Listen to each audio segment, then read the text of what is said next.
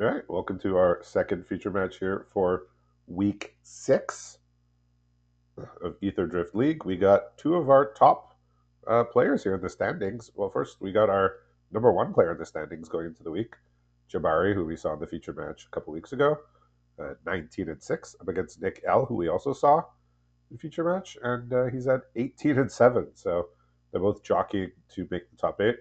A bit of an unfortunate mulligan here for Jahbari. The colors were just not lining up with his previous hands that he saw.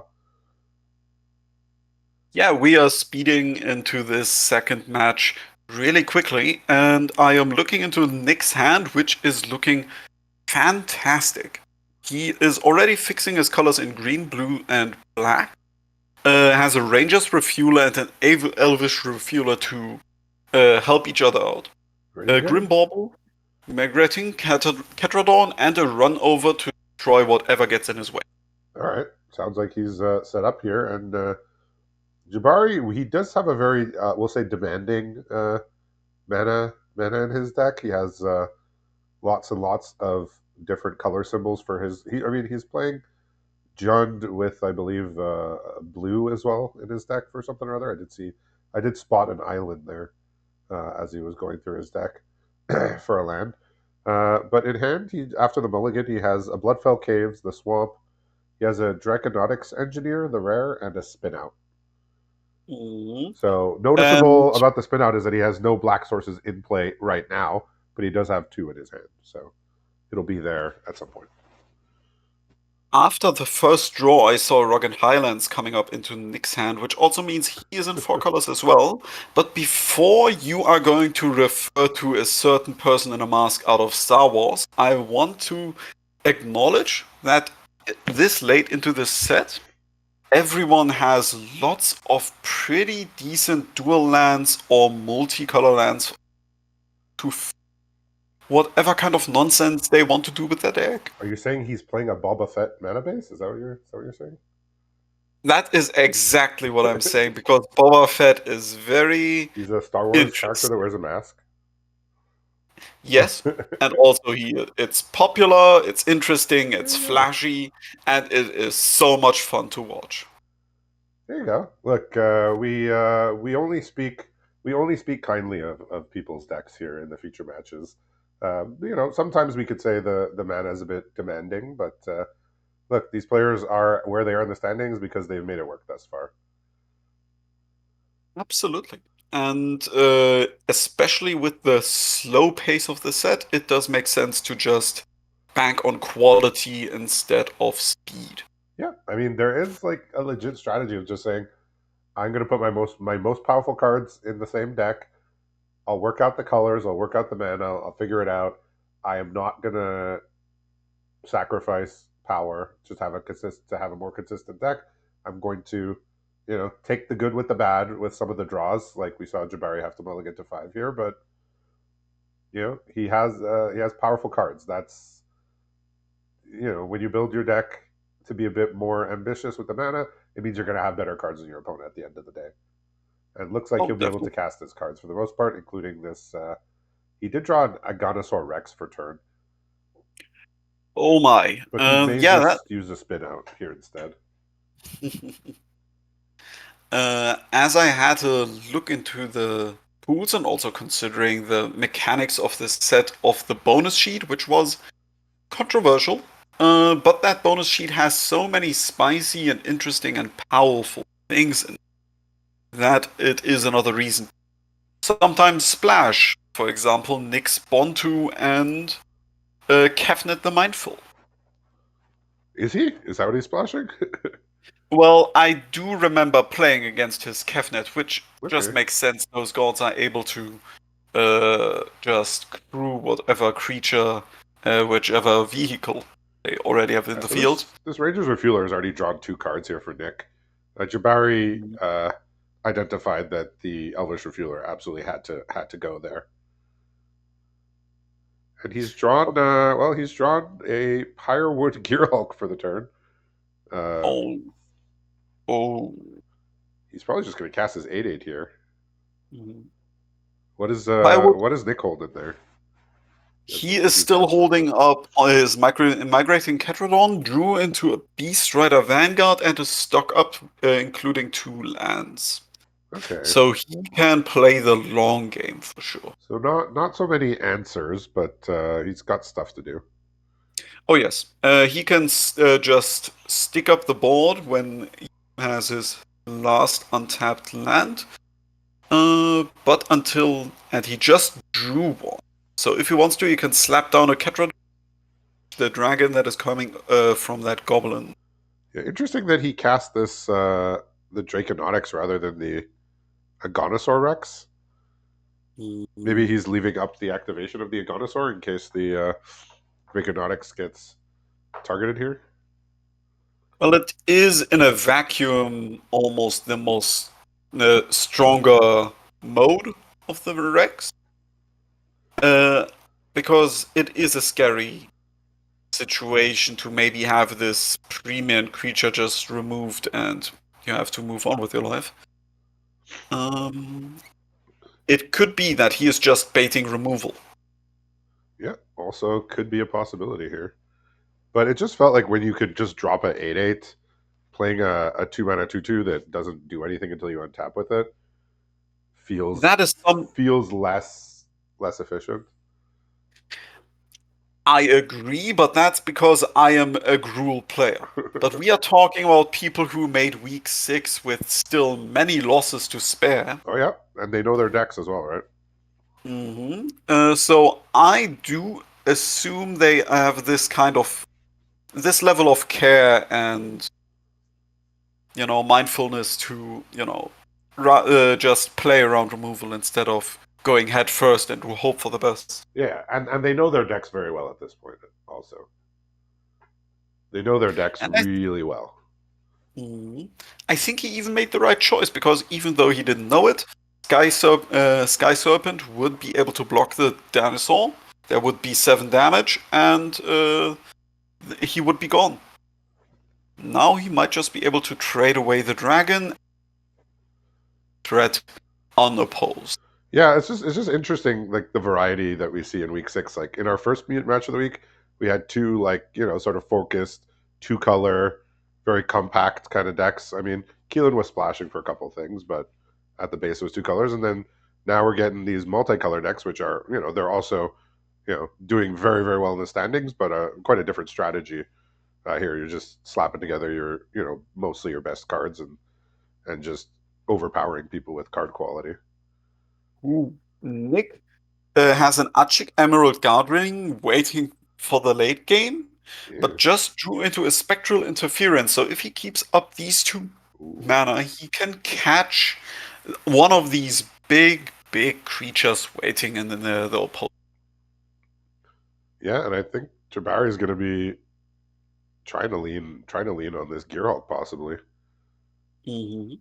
He's drawn Rise from the Wreck here, which doesn't do too much at this juncture. Despite both of them playing so many colors and having to play the dual lands to actually cast them, I do think Jabari is going to be the aggressor for the matches, having these big creatures that, yeah, attack hard and if they go unanswered, win the game quickly. So you're saying the And blue Nick, player is the control player? yes, shocking, I know. Incredible. Never saw that coming. Well, there are exceptions to the rule. Not every uh, blue color has to be just defensive. There have been enough formats where it was, and I appreciate it. Oh yeah, absolutely. I would not call Nick's deck like necessarily a control deck. It's more just like a value deck that can, that can play the control when it needs to. Yeah, and I do think he just wants that so much to get more insects out of his Emerald Radiant Well, that's what a blue when player would do, right? Get the maximum value out of their cards. absolutely.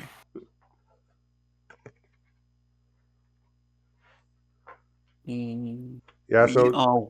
Jabari does have like he did get his colors fixed up here, but he is limited on like being able to do one thing a turn, which is going to put him, in a spot where he doesn't want to be. Mm-hmm. Here's the trade I was talking about. Losing the dragon and before putting down the real threat is kind of what I would want to have happen as well. Yeah, I think he's. I know Jahbari is somebody who will have his opponent's deck pulled up. I think he's trying to figure out what blows me out here for the mana available, and I guess he figured there's not too much. Yep. And here's a good choice. Agasaurus Rex just negating the Death Touch fully. Yeah, a run over would have done him in, but that's basically it for that mana. Like Lightning Strike would have been good, would have been good Yep. enough, and Counterspell obviously doesn't stop the what we'll call channel ability of the Rex. Basically, it's Mhm. basically channel without being called channel. Also, the channel completely ignores the counter ability of Yep. any spell, but especially the spectral interference that was waiting for any good target. Yeah, and perhaps Jabari did identify that that was a card that is in hand. He can't really play around in future turns; just doesn't have enough mana or options right now. But Mhm. he can at least be conscious of it. Another serpent. Putting it down already sets up using the exhaust again, getting more lands into play, And which drawing a card does again. make. Mhm. And in true blue player fashion, he is going to shore up the field with the Migrate Petra and just getting so much mana that is going to pay off with that Beast Rider Vanguard that has been there since turn 1, but is going to really shine when he can activate it twice each turn. Yeah, I don't think the game's going far enough that that's gonna be the thing that puts him over the edge here. But so Jabari did draw his Debris Beetle for turn, and I think he, sensing that counterspell, perhaps decided to play the Bushmeat Poacher. But now that this is on board, this can gain a bit of life here. So this Mm. card from Ikoria, where you can sack a creature, draw a card, and gain life equal to the toughness. We just drew a sideswipe and Oof. he immediately picked it up and put it down, sacrificing the Grim Bauble. So very cute there with the engineer to give his poacher haste, so it Yes, could activate. I very mean, smart thing to do. there's a reason why he's up at the top of the standings here. Absolutely, and he's really showing us why. Yeah, he was But very impressive when we saw him earlier in the league too in the feature match. But all the good heads up play in the world might not be enough to get out of this particular situation here, and the counterspell still being held up. Not too much that he could do here. also able to cycle a Night Market in case the counterspell doesn't need to get used to further dig for further threats. Yeah, But I'm not. There's nothing in his hand here that's going to get him out of this. He can play a Debris Beetle and a Beast Rider Vanguard, but we know one of them is going to be countered. Mhm. And Nick proving to us that even the people at the top of the leaderboard can still bleed. Yeah, they're not invincible. They're just at the top of their game right now. Yeah, Mm-hmm. so that spells pretty much the end here. Yes. It's not quite dead on board, but yeah, he can stay alive. He can gain another 2 life, sack the Beast Rider, block the two big things. But the game's not long here. Oh my. Oh, Here's another one of his real trump that cards. is Vivian wants to. quite the Magic the Gathering card. Yes. While I played the league, I did play against her, and I can say she is absolutely disgusting. That's the one that just pluses to make 3/3s, right? Exactly. The 3/3s get also a reach counter, so they are perfectly capable to just defend her indefinitely. Yeah, This Achik is definitely going to put put the nail in the coffin here. Not too much more to be done. Mhm. So we see Nick just getting a few more lands into play. I mean, those Skyseeker Serpents just allowed him to play out his things much more coherently. We see a Nyx pool that the red splash is for a single Chandra Spark Hunter. The rest of the deck is in complete blue, green, and black in equal measure. Yeah. So our blue card here is the loot. Otherwise, his deck is Jund. He's even Mhm. playing Bonder's Enclave, which is a colorless land. He's Oh, that he is supremely confident in his dual lands here, of which he has quite a lot. I would. I would definitely support that kind of thinking because Bonda's Enclave is a fantastic card in the board stalls that show up over and over again in Aetherdrift, and the dual land perfect to Yeah, live with a single missing color. yeah, he's just scouring his sideboard here, seeing if he wants anything. Nick, of course, very confident in his deck after the first game, didn't change too much and just rolls for it for another time. I mean, looked pretty good there.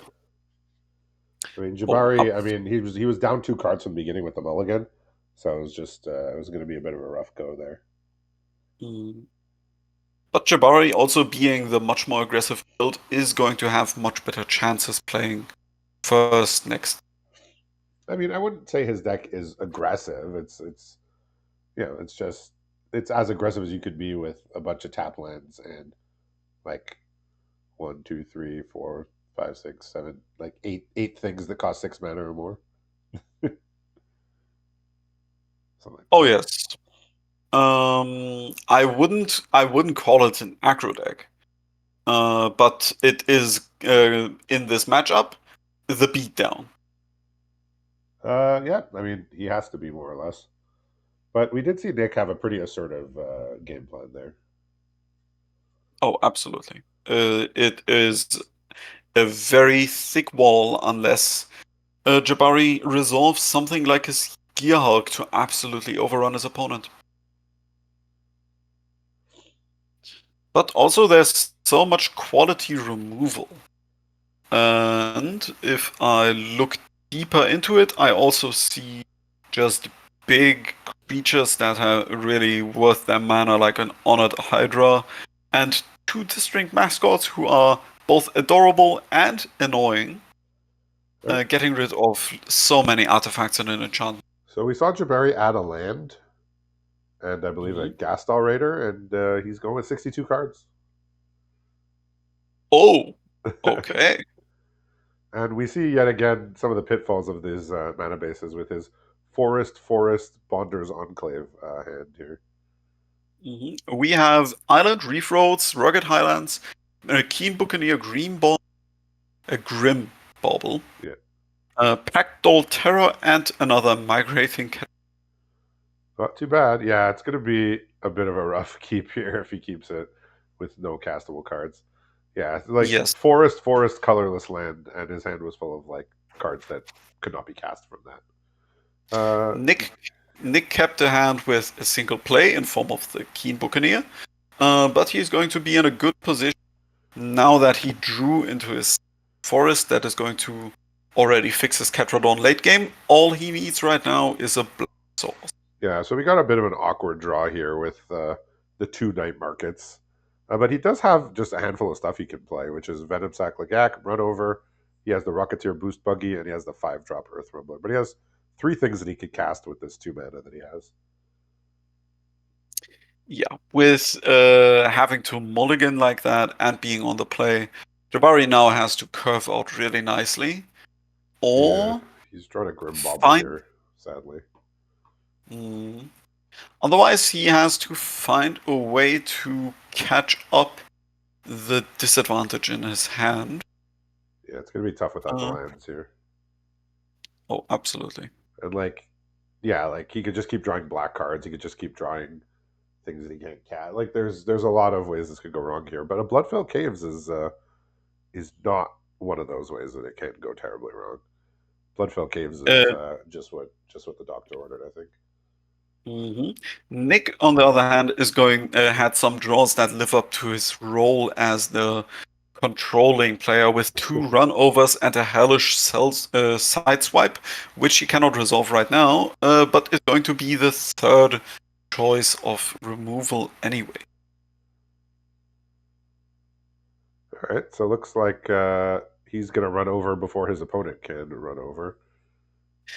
Very good choice, because this was the last creature that could be played from this hand, unless we find a swamp on top of the deck.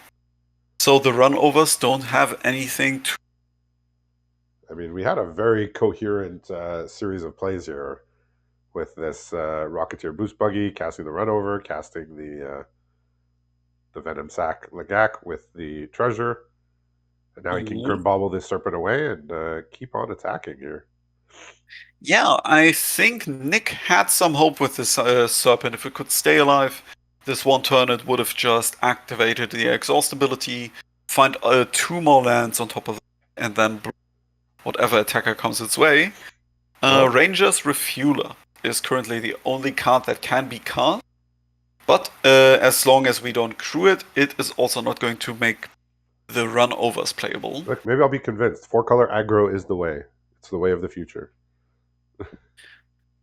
Considering the tapped lands in Dragonstorm, that might actually be true. We'll see. We'll see. No, but I always believe in Maru to keep everyone else in check. All right, They so they are yeah, fantastic fun police. pretty straightforward turn here. Just attack opponent down to 2 life here. Just such an impressive series of Mm. draws here. Just kept the 2-lander, drew the couple lands he needed, was able to place things, use the treasure on that very very crucial turn, and We drew another yeah, island. Sadly, there is not a play that is going to save Nick here. I would imagine there would not be, not for that mana. Yeah, the only thing it could have done is activating his refueler, turning it into a creature and using a single green mana for two of the attackers. But with 2 life, the game was sadly already in the bag. Yeah, no good there.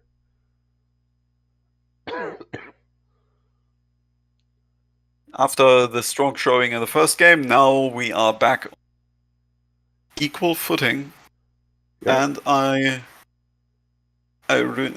also I scoffed at 62 cards.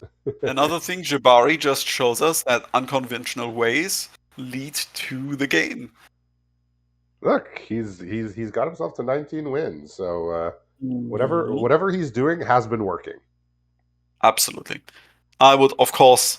It's always fun if he maybe resolves the loot that is waiting in his deck to start drawing 3 cards, and just the little guy has been really showing everyone to respect him after his first showing in OTJ, where people were just not even considering the card for the decks. And Yeah. now he's maybe one of the best mythics, maybe even the best mythic of the whole set. All right. So Jabari said, I don't think this 62 card thing is up my alley. So he's gone for the 63 card deck now. Oh, what did he add? I think it was a adventurous impulse. It was that or a locust spray. It was a 1-drop. Mm-hmm. I am a big locust spray enjoyer. I really like that card. I mean, it has cycling. How bad can it be? All right, so much Mm-hmm. the first keepable hand here that Jabari's had, and it looks quite nice. He's got all of his colors sewn up here with his lands. What's Nick got going on over there? Nick sadly had to mulligan away his Yes. first hand and keep the second, which just one card that really made sense to resolve in form of an Elvish Refueler. And other than that, he has a Night Market Island, Swamp, and a Forest waiting up here with 2 of his lands already in the field. Yeah, so we get a So he just has a single creature, but that creature is going to be able to at least use that mana every turn. And he drew into an Engine Rat, which is a 2. Make All right. use of the fuel he has. Not bad. All right. So for Jahbari, he's got a afterburner expert here. He's got an adventurous impulse. He's got pothole mole, draconautics engineer, spin out, forest, island. So he can cast basically everything in his deck, more or less, except for, well, I guess he doesn't have double red yet. But other than that, it's looking like it'll be okay here. Mm-hmm. Nick played not the night market, though he could have put down the tapped land right now. I'm pretty sure he rather speculates on cycling it away and drew a migrating Ketrodon that he would be able to cast if he puts down all the lands he has in the next 2 turns. Yeah, I just wonder if you have Ketrodon, you probably just want to play your tap land.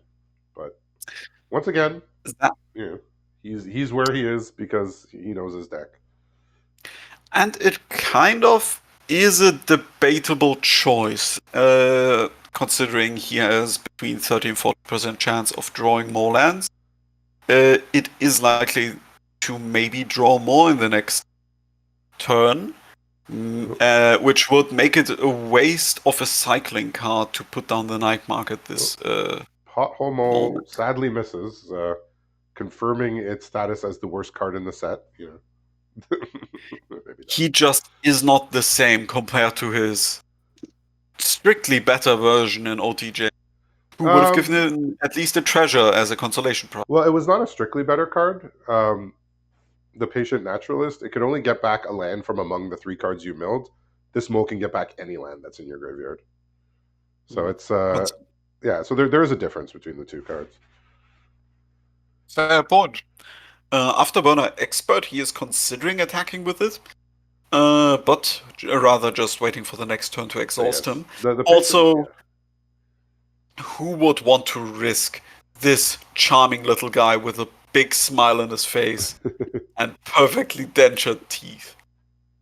course not. Um, We drew a Thornwood Falls, so another land in a already floated hand. Mm. But at least he is going to be able to cast his Ketradon in the next turn after yeah, this. Ketrodon's getting spun out probably. Mm. With next turn after this, I mean one, 2 turns over. Oh, because he still has he I has a tap land, right? Yes, he has 2 tap lands. He's going to cycle away the Night Mark for another untapped land. Yeah. So here comes the boost buggy. I think after I think he might have done something else this turn, but once Nick traded off for the afterburner, he said, "Let me play the boost buggy and then just get the afterburner back in play immediately." Oh, we just had a big draw though. Vivian, Monster's Advocate, is back with a vengeance, giving us hope. Okay. Jabari's going to have quite a few attackers potentially next turn to send out of Vivian. Yes, he might, though, at least use a few of that mana for a spin out if Nick chooses to put down the Ketradon. If Nick already sets down Vivian, he should be able to at least defend herself well enough to survive. Yeah, so I think he says, "Let me play this Ketrodon first. That'll eat a removal. Then perhaps Vivian can take over the board." Mm-hmm. But this is going to be a bit of a painful attack here. Yes. I am pretty sure Nick was just banking on finally getting a bit of luck in his life. With no hard removal coming up for this big roadblock that we've all been staring down for the past few weeks. Yeah, and he's got that Nethroi in his hand here. That's just we saw it. We saw it do some damage the last time he was in the feature match. So Mm. expect if the game goes long enough, it will do damage once again here. Well, we are lucky that the migrating Ketrodons travel in herds because there's another one showing up right now to replace number 1. All right, well that's a good start here. Absolutely, it's giving us another 4 life, and we get a 5th from the Thornwood Falls, maybe. So this is far from over. So looking at what was in his graveyard, I think he just pulled up his graveyard to see what he could get back with the Nethroi. I believe it was a District Mascot and a Beast Rider Vanguard were the creatures in his graveyard. Which is debatable, but I would maybe fall on the side of not playing them anymore now that the Ketradon is there to pretty much stall out the pressure. Yeah, so just those two creatures in his graveyard, not really appealing to try and. I mean, I mean, he can make a 6/6 Death Touch, but lifelink. Let's see what he does Nick here. will be able to stabilize a lot if there is no hard removal to get the Ketradon out of the way. I mean, I think he's more or less stable here. I mean, this Nethroi is going to do some work. I mean, if it comes down now, it's not as impressive. But if the game continues, going a lot longer, he'll be able to get back multiple creatures, multiple impactful creatures at that. The scary threat is still the Vivian we're waiting in hand to come down soon and start pumping down. 3/3 creatures with all kinds of keywords. And Afterburner Expert, okay, not getting traded.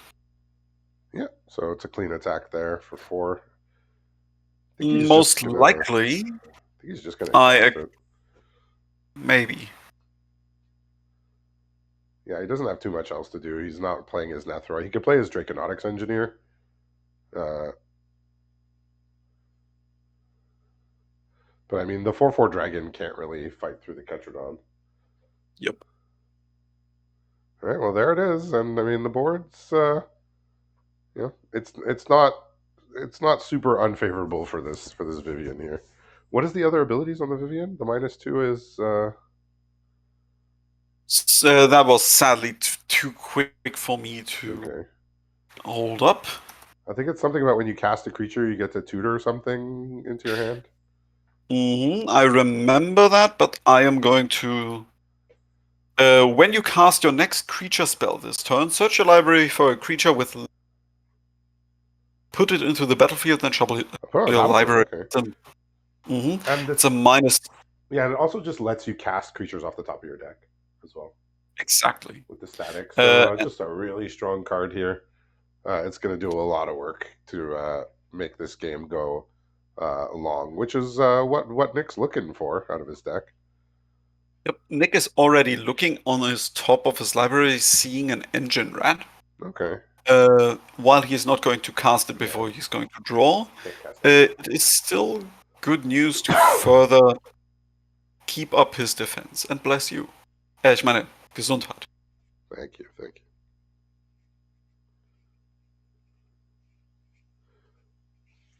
All right. So this game might be slowed to a bit of a crawl here, depending on what we see. Nick does have the card advantage though Kind with the of, but Vivian. at least the Afterburner Expert, I would have expected maybe a trade and then getting it back Yeah, interesting that using he those. did. Yeah, interesting that he opted not to attack first Mhm. and then threaten that post combat.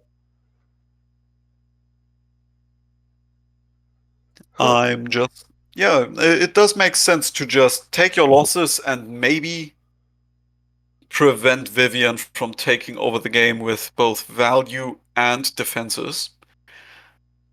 So I mean, I Vivian does die here, but he gives up what 3 creatures?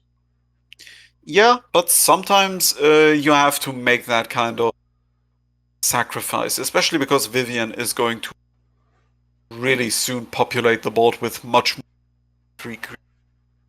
Yeah, I mean, I'm sure Nick was calculating this as a possibility that he could just throw away 3 creatures to kill the Vivian. Of note, the Nethroi will be able to get back some number of these creatures. Um, very astute of Nick to block the boost buggy because that's one thing that he cannot get back with the Nethroi. So yeah, I don't know if Nick just thought that Jahbari wouldn't throw away 3 creatures to kill the Vivian, or maybe he said he can, but I don't care. Yes. I it is a really tough choice. Oh yeah, But that's what Magic's all about, being able to be decisive, and take the hit, even though it's really painful. Knowing that being defensive and too protective of your creatures can be a detriment. yeah. I mean, like in some ways, you tell yourself, I can't just throw away 3 creatures, can I? Like I can't just put 3 creatures in my graveyard to get this Vivian off the table. But sometimes you have to, and I mean, of note, the Nethra in his hand didn't get extremely better from that line that he took. I mean, he gets back a Pothole Mole on top of a District Mascot and a Beast Rider Vanguard. But I think with nothing else to do, it's pretty much time for him to mutate. Also, the clapback right now, putting his opponent to 10 live, Yeah, that is was a big going attack. to now. It is setting up a real threat coming from the engine rack.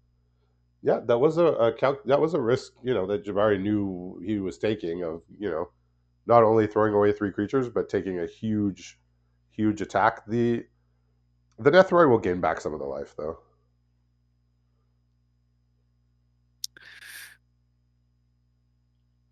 I am just waiting to keep in mind that Nick has a favorable long game if he finds more cards that give him card advantage. Uh, Yeah, just because that is the strong suit of his deck. yeah. So knowing what's up here with the Nethroi, Nick did not block. Mhm. And now Farfinder is a perfect target to mutate on to get a real boost in stats and, like you say, the lifelink to keep himself in here. Yeah, he gets 3 things back. I mean, he's not. These are not the things that you're super excited about, but I mean, it's a board now. He has a Oh, board. yes. We found a blood curdle. Okay, well that's a nice answer. Mm-hmm. He can just give his Ketrodon or Refueler Menace now as well. Which one of the two would you rather set up with a menace? I suppose the one that could grow, but being the Mm. Refueler, but I don't think it matters that much.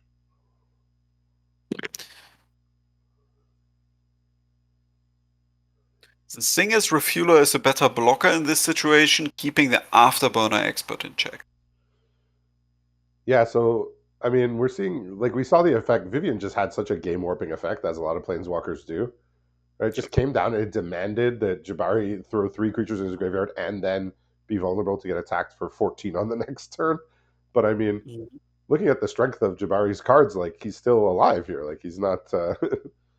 This is not. It wasn't the complete disaster that on paper it may sound like it would have been. Yeah, it really shows the blessing and curse of Unlimited that we shouldn't always focus too much on 2-for-1s, 3-for-1s, because the quality of the cards can vary so much that a single 5-drop is worth 3 other cards easily. Yeah, so he's got Rise from the Wreck here as his draw. So of note, I mean this engine rat is now looking like possibly the most the most threatening thing in play, even though there's a 6/6 menace. Because engine rat does not have to attack to kill Jabari. Mhm. Yeah, the clock is real, but at 7 life, he might have to block with the engine rat if this field changes in any way or there's some kind of trickery in Jabari's hand. So he has Rise from the Wreck, and he can get back his Nethroi, and I believe he has enough to mutate it again. It won't getting back the district mascot, and I believe there was something that got milled in his graveyard by the Pothole coming back. Well, Rise from the Wreck puts the creature right into the battlefield without able to trigger the mutate? Oh, Rise from the Wreck gets the stuff back in hands, right? Oh, It's the green sorcery. I understand. So he can get back his Farfinder, he can get back the district mascot, and I believe there was one other thing, a Scurryfoot. Yeah, so you can Mhm. get back. Anyway, Richard, we talked about this earlier. If you can get the scary foot back, it's a one drop you shouldn't underestimate. yeah, interesting that he But put the district mascot in his hand. He could have just left it in the graveyard to get reanimated by the Nethroi here. well, he can play the creature, have it die again, and still use the reanimation. That if he really wants. He could if he really wanted to. Yes. So I think he's figuring out now what to put this Nether on. Like what a card! It showed up in his other feature match and it was just as impactful here. Just a insane card, especially with recursion and self mill. Just really scary card. He might want to activate the Vanguard before making any other choices if he doesn't plan to mutate the Necron right now. Nah, But he does. he's gotta do the mutate thing. Mm.